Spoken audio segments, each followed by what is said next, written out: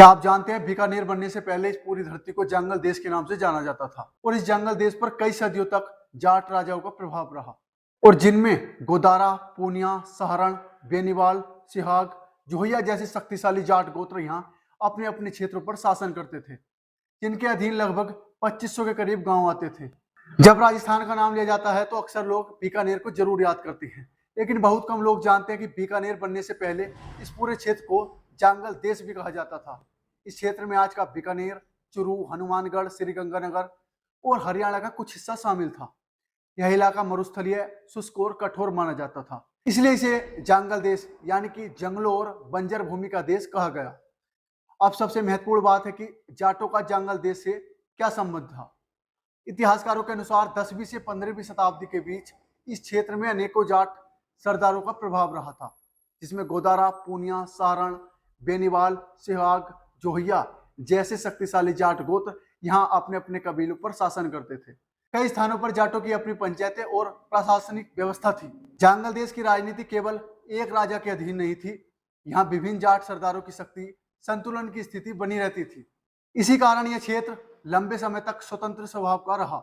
यहाँ का जाट किसान, पशुपालक और योद्धा तीनों क्षेत्रों में प्रसिद्ध था।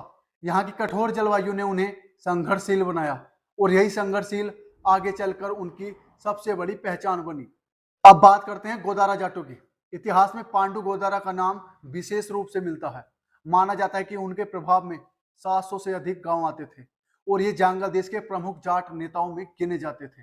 उस समय गोदारा शक्ति इतनी मजबूत थी कि बिना उनके सहयोग के किसी भी बड़े राजनीतिक परिवर्तन की कल्पना करना मुश्किल थी। बीकानेर के इतिहास में कहावत रही है, गोदारा के पैर के अंगूठे के बिना बीकानेर के दरबार नहीं खुलते या राज तिलक नहीं होते। इतिहासकारों के अनुसार जंगल देश में जाटों के 7 प्रमुख गणराज्य हुए, जिनमें पांडु गोदारा के अधीन लगभग 700 गांव, शेर सिंह जोहिया के अधीन 600 गांव, कहना पूनिया के अधीन 300 गांव, पूला सारण के अधीन लगभग 360 गांव और रायसल बेनीवाल के अधीन 150 गांव, चोखा सिंह सिहाग के अधीन 150 गांव और कबरपाल कासवा के अधीन लगभग 360 गांव बताए जाते हैं। इन सभी को मिलाकर जंगल देश के लगभग 2500 गांव के जाट सरदारों के प्रभाव में माने जाते हैं।